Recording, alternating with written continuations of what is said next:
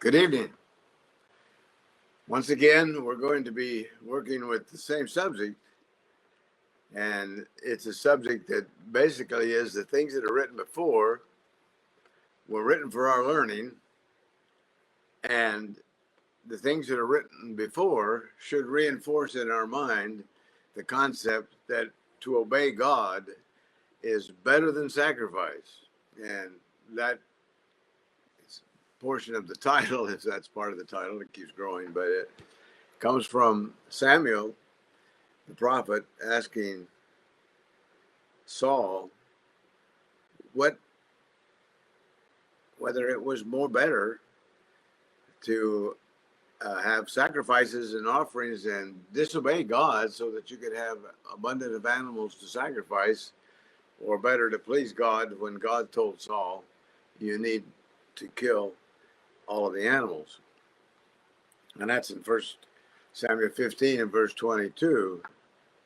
And the question was, quote, has the Lord as great delight in burnt offerings and sacrifice as in obeying the voice of the Lord?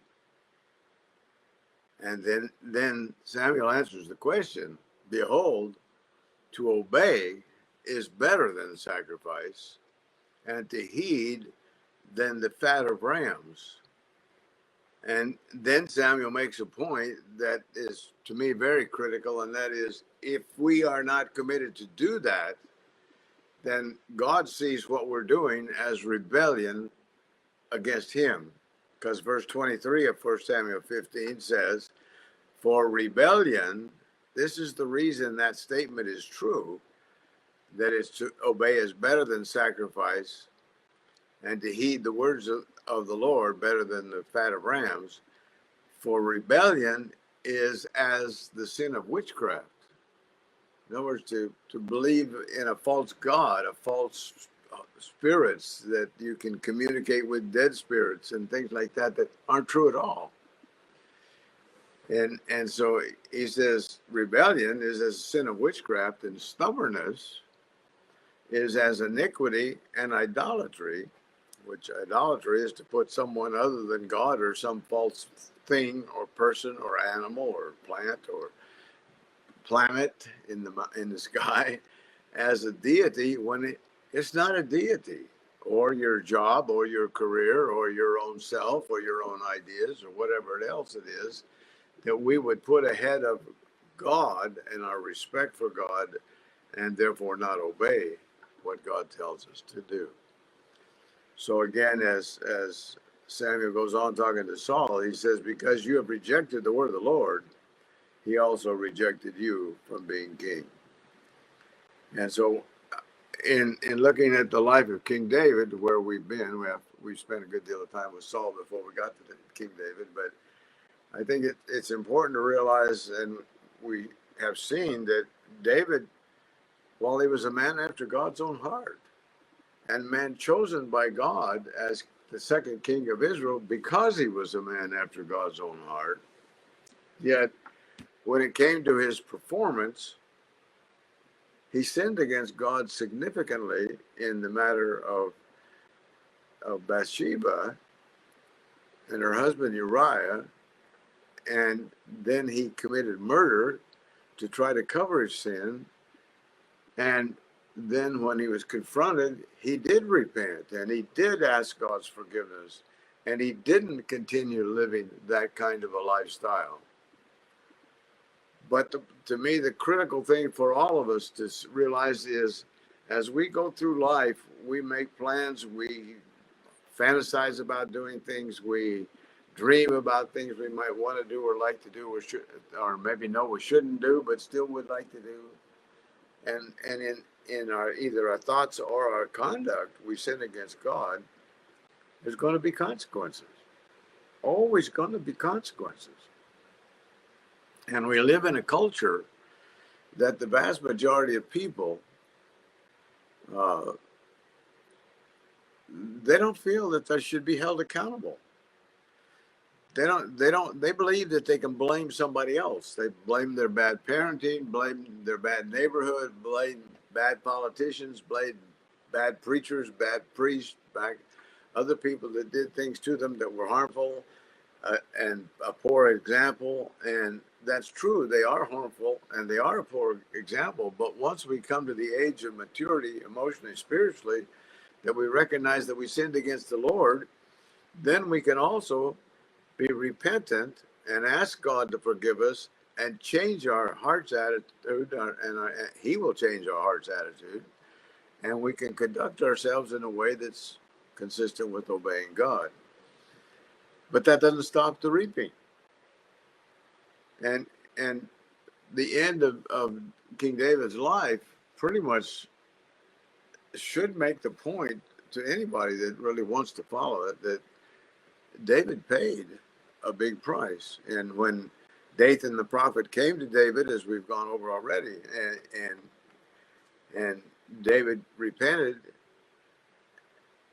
Nathan said that God had said that there would be turmoil and bloodshed and problems in his own family, in his own life, and his wives would be desecrated by somebody. And while he did it in private, it would be done in public. And we've already gone over in the account the fact that it was done in public by his son Absalom. And when you stop and think about what David's story was, can you think of anything, any kind of reaping that would be much more hard to bear, much more sad, much more something you never would want to go through or think about going through or see your children go through or have to have them suffer with? And he winds up with two of his children, one raping the other one. He winds up with the brother of the one that raped his sister, killing his brother in a form of judgment in his mind, at least, for the person's sin, his brother's sin against his sister. And then Absalom runs from, of course, what he thinks is going to be the consequences of his actions. And I don't know whether it would have been or it wouldn't have been, but anyway, he was gone away from his father. They were absent from each other, unable to communicate with each other. And then when he comes back into some kind of association with his father, he begins to plot to assassinate his father to take over his kingship. How can you paint, if you were going to design reaping that none of us would want to be a part of, how could it get much worse than that? I don't know. I mean, it seems about as bad as you can get. So where we are is in 2 Samuel 17. And as Absalom crossed over the Jordan River, and Absalom has several thousand people following him, too, from Jerusalem at this point in his life. And he's been anointed by some of them as the king of Israel.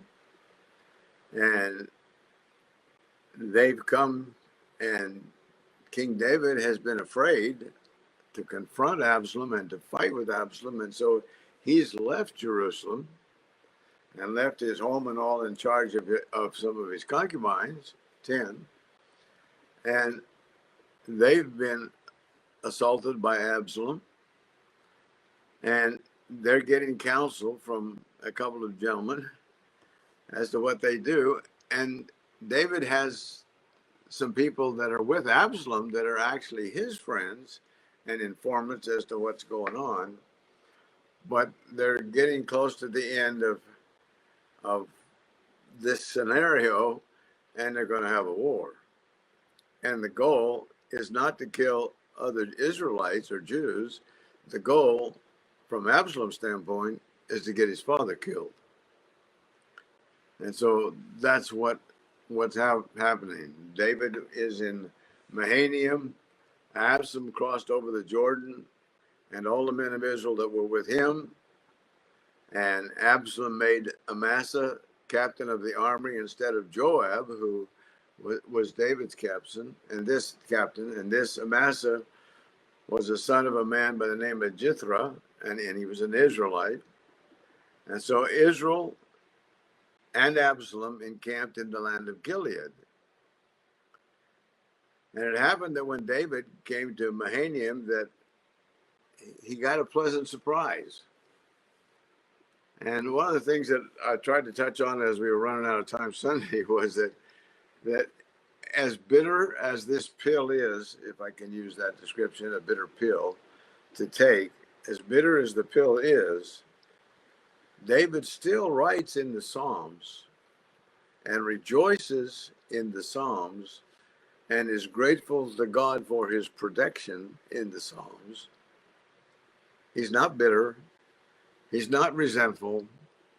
He doesn't blame somebody else for his problems, but he's thankful to the Lord, even though he's having to endure the reaping that God said was appropriate for the sins that he committed in his situation. But in verse 27, there's kind of a bright side to it all. David's running. Remember, we had gone up the backside of the hill that goes up out of Jerusalem, out of his, away from his home, and he was weeping, and his head was bowed, and he had his head covered, and the people that were with him were likewise weeping. And they get on the other side, and so when David gets to Mahanaim, that three people, a gentleman by the name of Shobi, a gentleman by the name of Machir, and a gentleman by the name of Barzillai, they brought gifts to David and those people with him. Now David had, I don't know whether they brought enough for all the people, the soldiers and all that David had with him. David had 600 soldiers, as I understand the story, and so it's a significant number of mouths to feed and things. But these three men came together, and in verse 28 of 2 Samuel 17:24, they brought beds and basins and earthen vessels and wheat and barley and flour and parched grain and beans and lentils and parched seed and honey and curds and sheep and cheese of the herd for David and the people who were with him to eat. And you know, you can read stories like this, and I always try not to do this, but you can read them and just read them and don't stop and think, wait a minute. Okay, we've got I don't know how many people were in David's household per se. I don't know how many people were, but I assume it, by our standards it would be a significant number of people. And then when you get to the 600 soldiers, that's another significant group of people, and they may have had ways of providing for their own necessities that maybe David personally wasn't responsible for. I don't know, but the logistics of taking that group of people away from their home and their storage and their supplies and their all that they have that they use in their daily practice of food, clothing, and shelter, that's a lot of work. And so these three gentlemen have thought enough of David and cared enough for David's welfare and well-being and comfort. Because I guess they wouldn't necessarily have to have beds. You know, they could have laid out on the ground. Anybody can do that. They can lay down on the ground. And if you're tired enough, you go to sleep. And they were probably very tired. And their motivation for coming, we read in verse 29, is they said, quote, "The people are hungry and weary and thirsty in the wilderness." But to me, the thing that David gets from it, and I'm sure the thing that is true and we should get from it, is that God saw to it that somebody was providing for King David and his household. And that's consistent with what comes out in the Psalms. And so the point I'm trying to make at this point is that, yeah, there is consequences. There is reaping. David did sin. David was a man after God's own heart. But David, like you and I, when we sin, can confess and forsake our sins, and God, in the case of David, God, on the basis of the work that was going to be in the future performed by Jesus Christ, Emmanuel, which the scriptures of the four Gospels tell us is God with us. God is still looking after him, still taking care of him. And based on the work of the Lord Jesus Christ, God could be faithful and just to forgive his sins, but it didn't stop the reaping. Didn't stop the reaping. But it enabled him to have joy. And again, what the Apostle Paul speaks of as joy unspeakable and full of glory. Peace that surpasses all understanding. David could have that. The joy of the Lord could be his strength. And that's available to you and me too. So it depends on how you look at the things that happen as the consequences of sins that you committed against God in the past, and say, okay, that's just, and I deserve it, and I'm going to be able to live with it, and God isn't going to forget me, and he's not going to let me be tempted more than I can bear, but he's promised in the epistles for us that he would enable us, give us a way of escape that we would be enabled to bear whatever comes our way. And I think it's important, critical, that as we look at life and the realities of life and sin and justice and obedience and disobedience to God and the consequences and reaping and sowing, that we stop and think about this side of the equation with the examples of the Hebrew scriptures that are for our learning. Again, to go back to 2 Samuel 17 and what takes place from verse 26 through 29, 17, 26 to 9. Again, Shabai, Micah, Barzillai, 3 men. And these are the things that they brought to David as he was running, really, kind of for his life.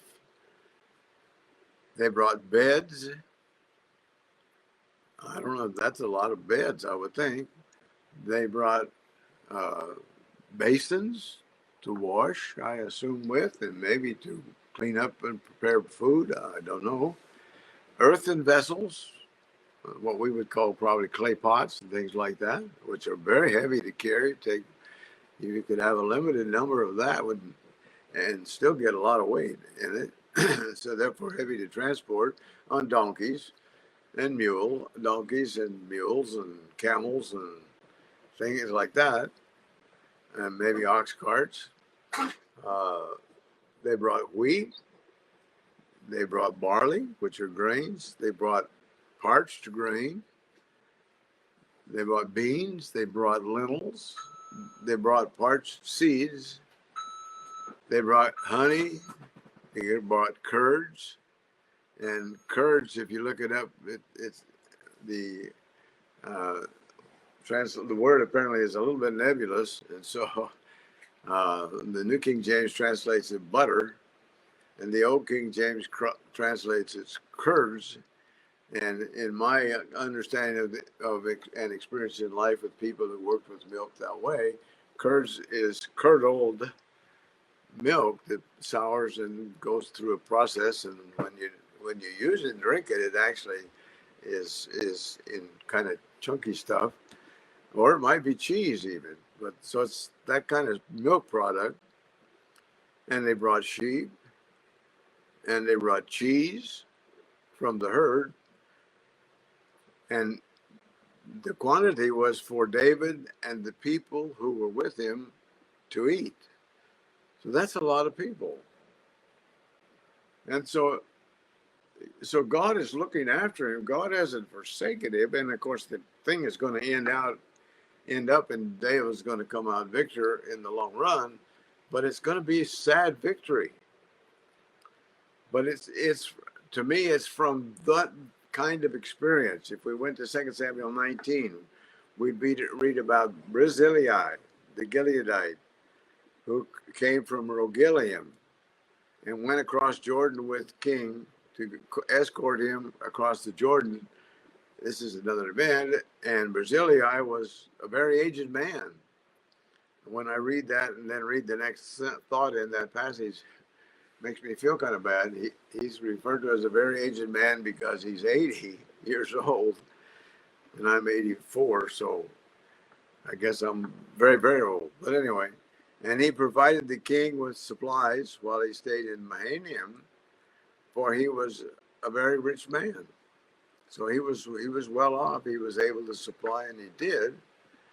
And in First Kings, later on, when David is through with this life, he's seeing the end, and he's telling Solomon, "But show kindness to the sons of Barzillai the Gileadite, and let them be among those who eat at your table, for so they came to me when I fled from Absalom, your brother."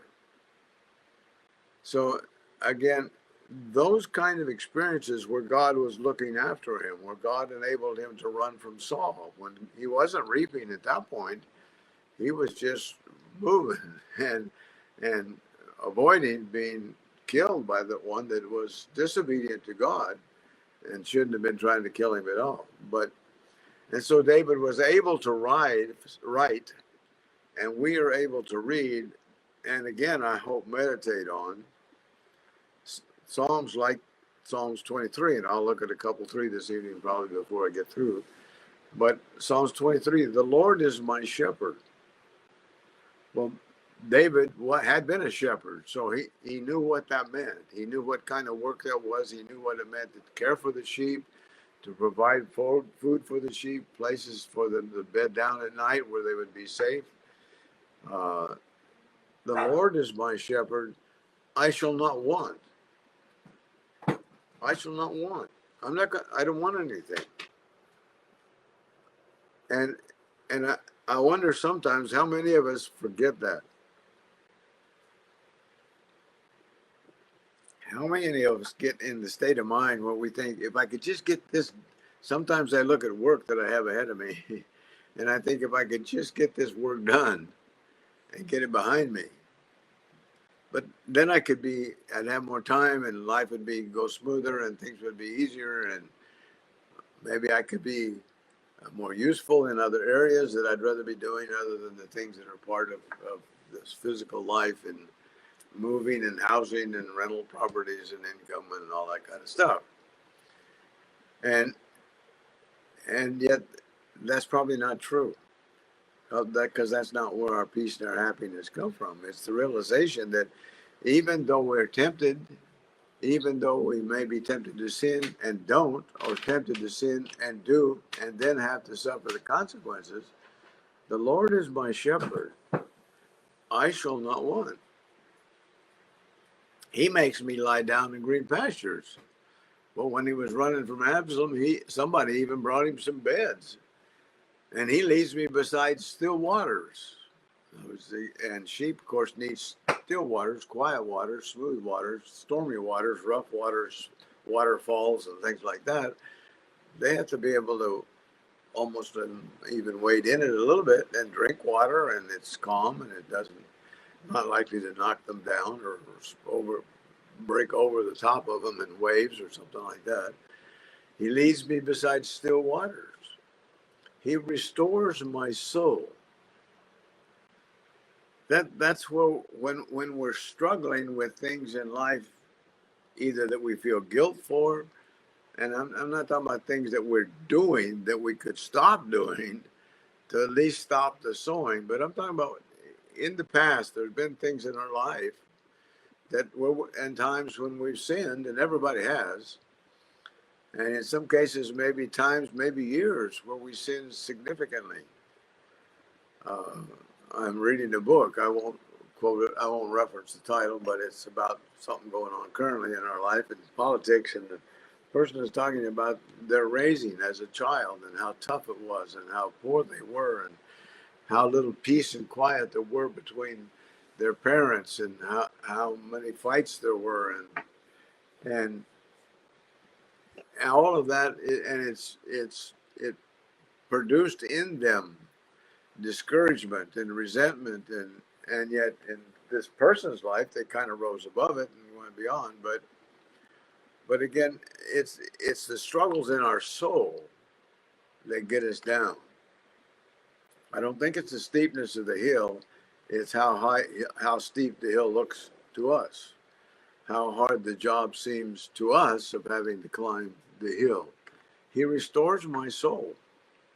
He leads me in the path of righteousness. In other words, God, the Holy Spirit, in today, indwelling believers, is endeavoring to motivate us, and these accounts are written to help motivate us not to do the sinful things that were done and recorded for our learning in the Hebrew Scriptures. He leads me in the path of righteousness for his name's sake. In other words, we represent God. And if when we profess to be a Christian, we sinned against God and hurt other people, we should have sorrow and we should have shame. And we should allow God's love and death, burial, resurrection so that he can be faithful and just to forgive us, to motivate us to want to do anything and everything that he says in his word that he would please him. You know, the songwriter wrote a song, the title of it, the theme of it was, "Is Your All on the Altar of Sacrifice Laid?" Your heart, does the Spirit control? You can only have peace and sweet rest when you leave in your body and soul. You've got to come to the place that's my commitment to God, motivated by his love for me and my response to his love. Whatever it is that he says pleases him, I want to do it. Whatever he says displeases him, I don't want to do it. Whatever he says is in my best interest, I want to do it. Whatever he says is not in my best interest, I don't want to do it. And those simple black and white, if you want to use that distinction, decisions, we can make commitments in our life along those lines early in life, which will make it much easier for us not to sin against God and therefore not to have to reap down the road for sinning in our earlier life. And that's critical for young people to get that conviction. We read of Samuel, who grew, we're told, and the Lord was with him, and let none of his words fall to the ground. Well, Samuel was a child born of a woman who wasn't able to bear children and who made a vow to God at that time in the Hebrew Scriptures that if she could have a child, that when it was old enough to be weaned and function on its own, that she would turn him over to the priesthood and serve the Lord in the temple. She made that commitment. And so, sure enough, she had a child. And it did grow. And it did develop. And the time came when she did, as just a very young child, a weaned child, took it to Eli the priest, and he worked for Eli in the temple. But what was going on in the temple was wicked, terrible wicked. They were desecrating the sacrifices for not allowing by not allowing the meat to be cooked, as God had said, before they would take it to eat it. They wanted to roast it and not boil it. And they were committing adultery with the women that were coming to bring offerings and sacrifices to the temple. Eli's sons were doing this. And Eli wasn't judging them. And yet Samuel was raised in that environment, and he at a very young age grew, and the Lord was with him and let none of his words fall to the ground. And to me, that's a beautiful account. And the life of Samuel is a life to be emulated. And it's something that all of us can do, but the thing that it requires is rigid integrity between you and yourself and God. Don't play games with yourself. Don't kid yourself. Don't because that won't work. And so then in verse 4, David says in the Psalms 23, yea, though I walk through the valley of the shadow of death. Well, he did that, I don't know how many times. I really don't. A lot of times. I know I could probably sit down and count the times we have recorded for us, but I don't think that would be any more than a drop in the bucket of the opportunities that he had in the valley of the shadow of death. He says, though I walk through the valley of the shadow of death, I will fear no evil. For you are with me, talking about God. You're with me. Your rod and your staff, they comfort me. You prepare a table before me in the presence of my enemies. You anoint my head with oil. My cup runs over. So David is, we can read the account of David's life after his sin with Bathsheba, and we can say the reaping was some terrible. It was really tough. And it was. It was.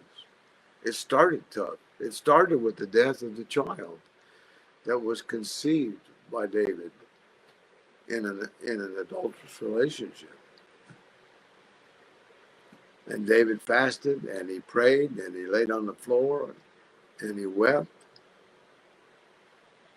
Even though God had told him the child was going to die, he, as a judgment for what he had done, or partial judgment really, he pled with God that God would be merciful to him and let the child live. But it didn't. It didn't. And now we're in a situation where his son, whom he loves very, very much, is trying to assassinate him. And that's walking through the valley of the shadow of death, to know you've got somebody that's trying to assassinate you. And yet David had the relationship with the Lord that I believe was the answer to his prayer, that the Lord restored the joy of his salvation to him. Yeah, he knew what it was like to have God's hand heavy on him when he had unconfessed sin in his life, unforsaken and unconfessed, because he was continuing to perpetuate and increase the volume of the problem. But once he repented and confessed and forsook, and Nathan told him, the prophet told him, that God's not going to take your life, then he goes on with life. But he also told him that there would be wars, there'd be strife in your own family. The reaping was not pretty, and it's not. But still, David could write the 23rd Psalm. Again, verse 5, you prepare a table before me in the presence of my enemies. You anoint my head with oil. My cup runs over. Surely goodness and mercy shall follow me all the days of my life. Does that mean there wasn't reaping? No. That means that even though we may have to reap and may have regrets and be like the expression again of David, my sin is ever before me. Or like the Apostle Paul, I'm not fit to be an apostle because I persecuted the church. He had the blood of, I don't know how many believers in the Lord Jesus Christ that he was able to motivate the Jews and the Roman government to be killed. But that didn't stop him from having the peace that surpasses all understanding. So it's important that we realize, okay, if you play, to use an expression, you pay. And play in this case is the pleasures of sin for a season, whatever that sin might be. You pay. Always do. But if you confess and forsake you're forgiven, because the Lord Jesus Christ was suffered and died that he, Jesus, the Son, might be faithful and just to forgive you your sins. And so David closes out the 23rd Psalm. I will dwell in the house of the Lord forever. So you've got to keep, a lot of times when you think about consequences, good or bad, and decisions that are right or wrong, or decisions and conduct that may be right under some circumstances and may be wrong under other circumstances, depending on the situation. But for those whose heart is right toward God, because their sins have been confessed and forsaken, they can dwell in the house of the Lord forever and have that confidence that when they leave this life, and I'm talking about today now, not what King David's confidence was, but what my confidence is, what yours going to be, that if I were to die tomorrow, I would be absent from the body and present with the Lord. And whatever the circumstances are that I live with, which I don't find that they're all that bad, but whatever they are, that are either the consequences of my sinning or the effect of somebody else's sin, it's okay. It's okay.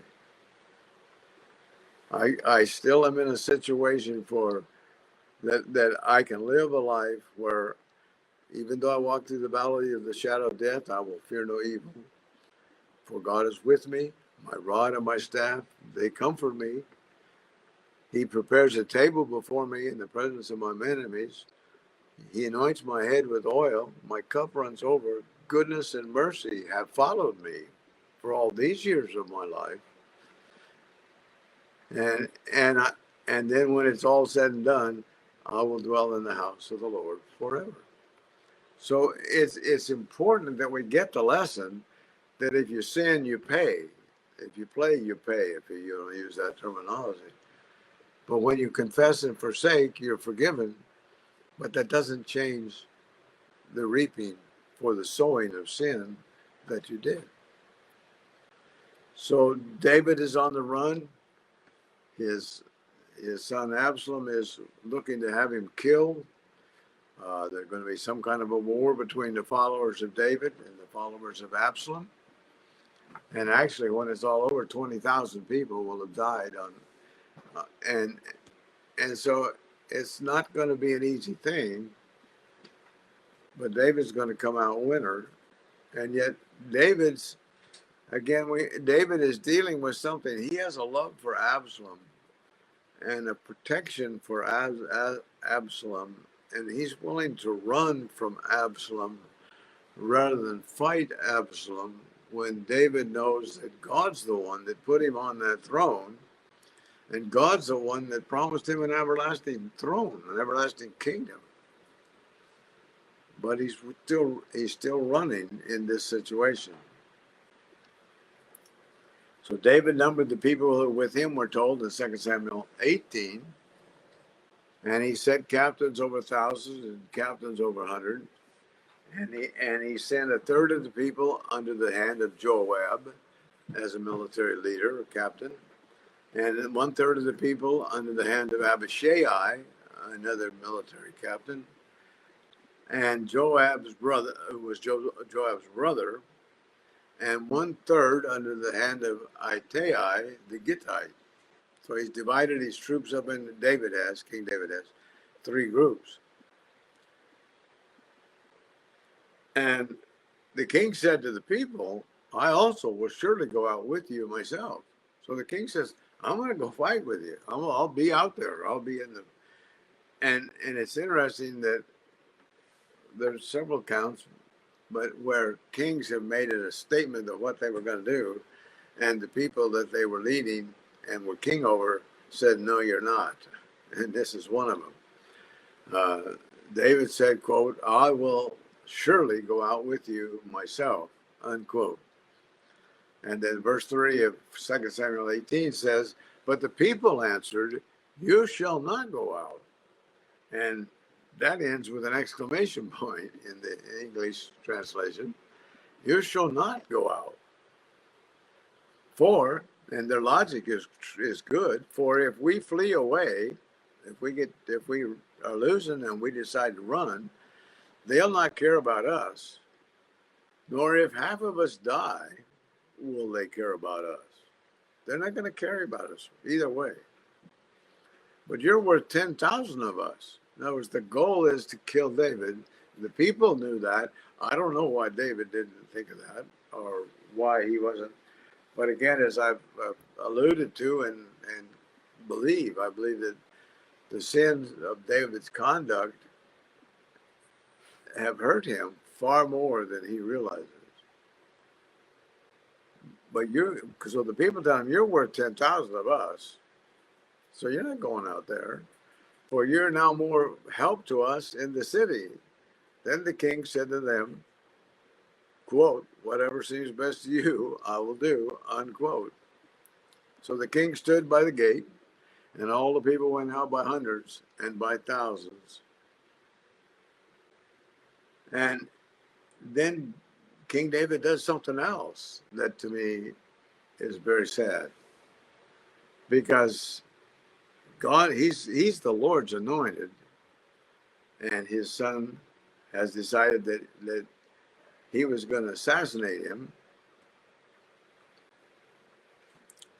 And when you decide you're going to do that, then you better be ready to not be successful in that. And like as I've said several times, it kind of stands out in my mind this way as an assassination, where probably normally I wouldn't think about it and call it an assassination, but that's what it was.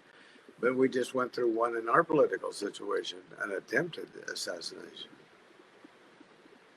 And it really jarred a lot of people. And so David is in a situation where his son Absalom is out to kill him. The people that are fighting for him are out to protect him. And he's not wanting them to do a good job, really. So he tells Joab, Abishai, and Ittai, the people that are the captains over a third of the military, he says, deal gently for my sake with the young man Absalom, quote unquote. Why? How do you do that? Are you not going to want to take him out to kill him because he's trying to kill you? He's got a lot of, we're told of 2,000 people in the count that came out of Jerusalem to fight with Abishai. They didn't have a clue what they were there for when it started out. I don't know what point they found out, but they were there. Deal gently for my sake with the young man Absalom. How is that for his sake? He's supposed to go ahead and serve Israel as king. Absalom is supposed to be submissive to him. Actually, in God's overall plan that has been alluded to, I believe, by God at least, Solomon is going to be the son that is going to take his place as king. And so I will attribute it to soulishness, to human love, but not spiritual insight, or in the absence of spiritual insight. These men are going to go to war. They're going to be killing each other, the two sides. And Absalom is the one that caused the war. And David doesn't want them to take out Absalom.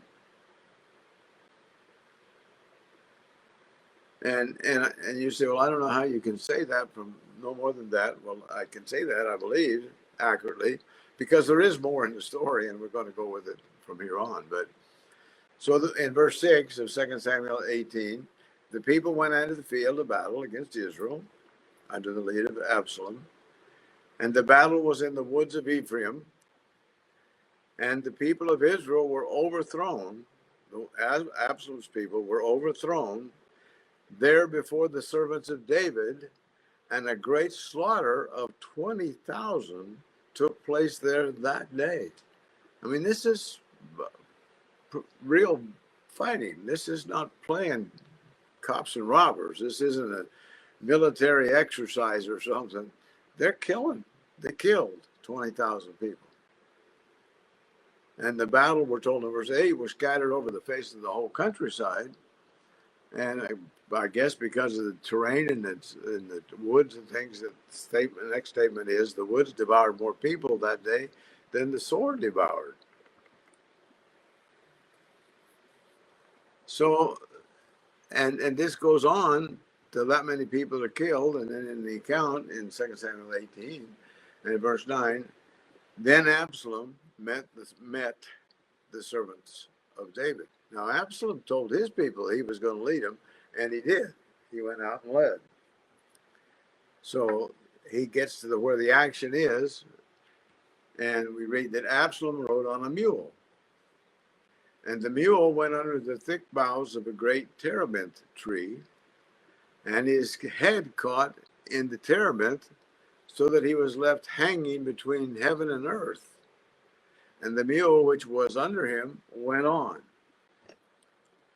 I had a friend of mine that I know was riding a horse that ran between two tree trunks, and got scraped off the back end of the horse. The horse went on. He never stopped, but the rider got pulled off. In this case, he rides underneath a terebinth tree, and then looking up, I think that's but in some cases that's a pistachio tree, and I understand it's fairly thick leaves and brush, and it's generally a heavyweight tree.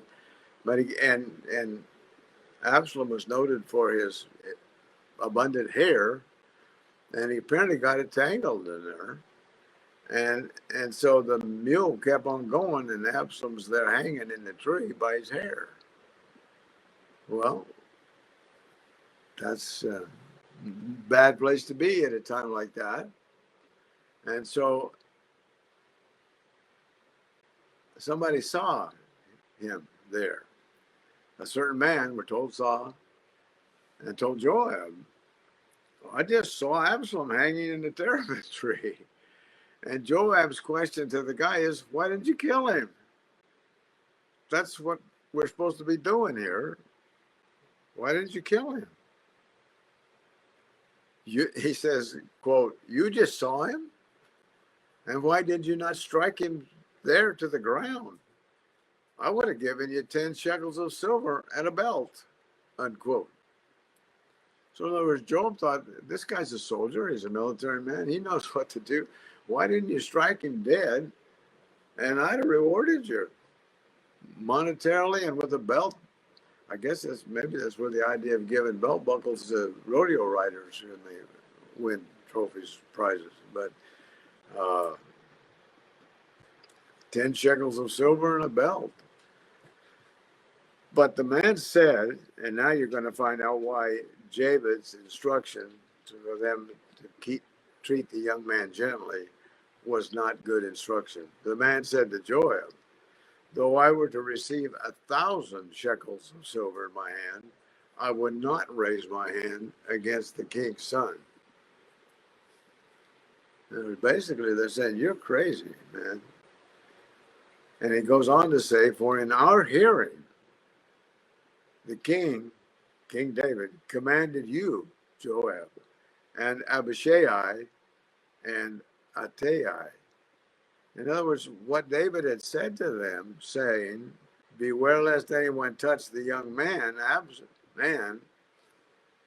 Absalom, affected the ability of this soldier to do what he needed to do at that time.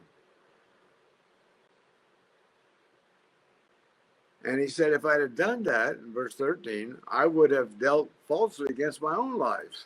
In other words, I'd just been committing suicide. Because King David would have been mad at me because I killed his son Absalom. And I don't care if it's an easy kill. I'm not taking that shot at all.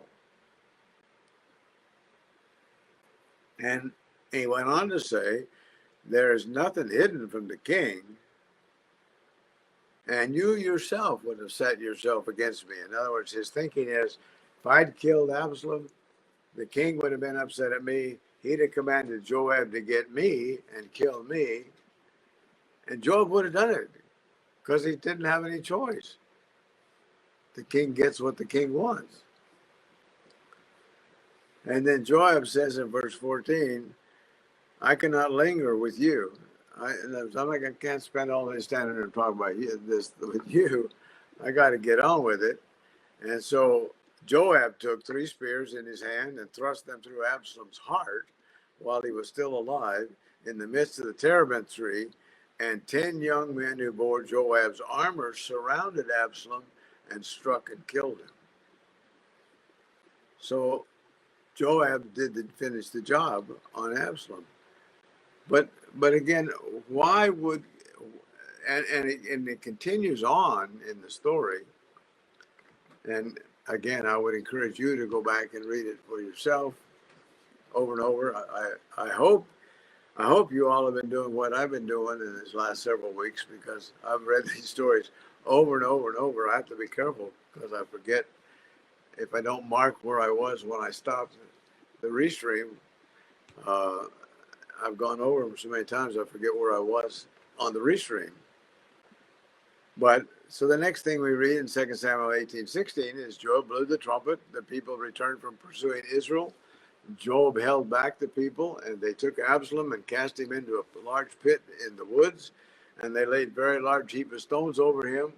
And then all Israel fled, everyone to his tent. Now this isn't a happy occasion because of the way David responded to the people, to the fact that he was going to lose his son.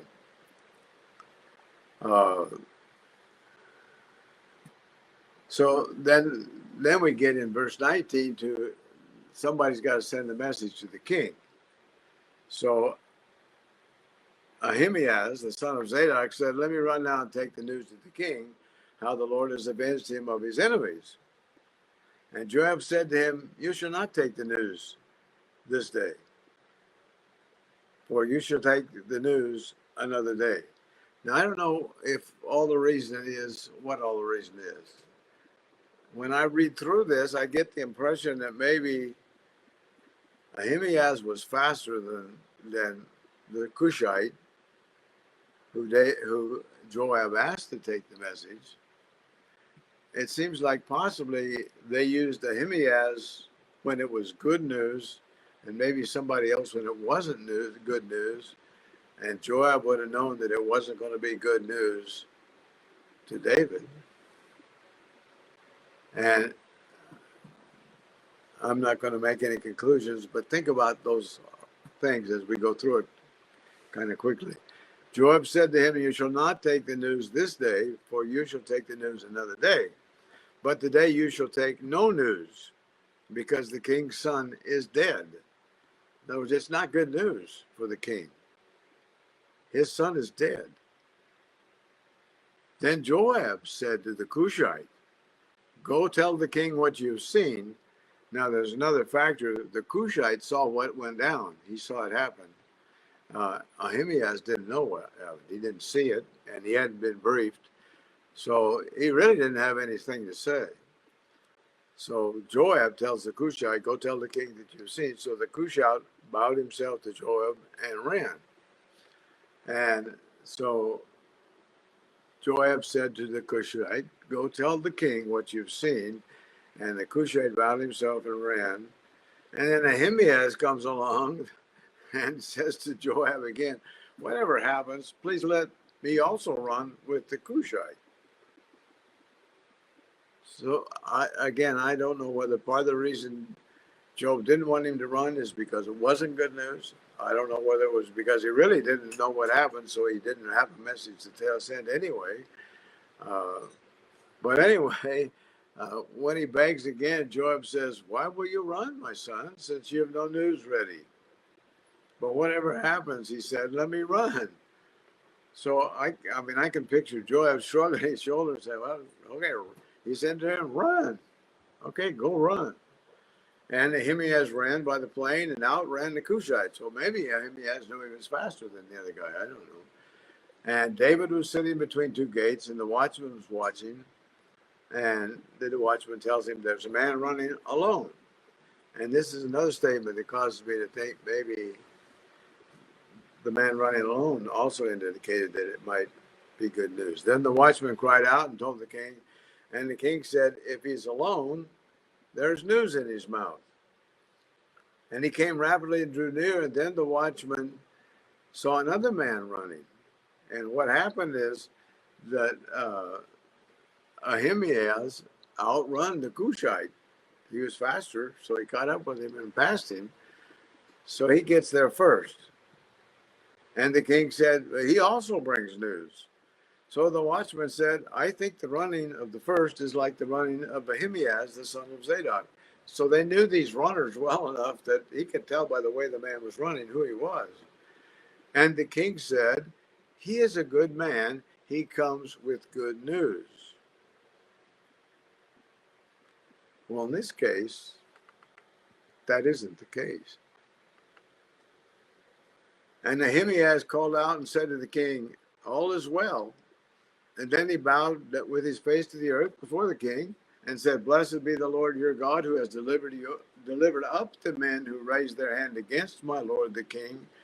And the king just had one question. Is the young man Absalom safe? I can understand the feeling. I can understand that he might have prayed that some way that might happen. But he doesn't realize what he's doing to the morale of his own soldiers and to the people who won the victory for him as far as from a physical standpoint. And Ahimaaz answered, when Joab sent the king's servants to me, your servant, I saw a great tumult, but I didn't know what it was about. And the king said, turn aside and stand here. I think there's a lesson in there. If you have nothing to say, then don't say it. If you don't have a message to carry, don't run. A lot of times I believe people, sometimes at a tough time, sometimes at a funeral, an accident site, an injury of some kind, you really don't know what to say. And sometimes people don't know that the best thing to say if you don't know what to say is nothing. And I think that Ahimaaz he had a zeal to run, but he had no message. And so in verse 31, we read, just then the Cushite came, and the Cushite said, there's good news, my lord the king, for the Lord has avenged you this day of all those who rose against you. And the king said to the Cushite, is the young man Absalom safe? So the Cushite answered, may the enemies of my lord the king and all who rise against you to do harm be like the young man. Then the king was deeply moved, went up to his chamber over the gate, and wept. And as he went, he said thus, O my son Absalom, my son Absalom, if only I had died in your place. O Absalom, my son, my son. Maybe that's why King David wanted to be there. Maybe he'd have rather got killed. At least he thought so at the time. But I don't have enough time to continue with the story, so I'm going to have to stop. But I will try to pick it up here come this coming Sunday. But stop and think about it. Why was David? Someone was trying to assassinate him. God's king, and David was really giving up on the fight, kind of. Now that he seemed to rally after, but he left, and we'll see it coming Sunday. But the soldiers were really down. The morale was terrible. They were snuck back home like people that had lost a battle rather than people that had won a battle. And those of us who know the Lord as our Savior are more than conquerors through Christ who loved us. We shouldn't be slinking around like we lost some battle. And we'll continue this coming Sunday. And if you can hit the like button, hit it. And may the Lord bless you. Goodbye.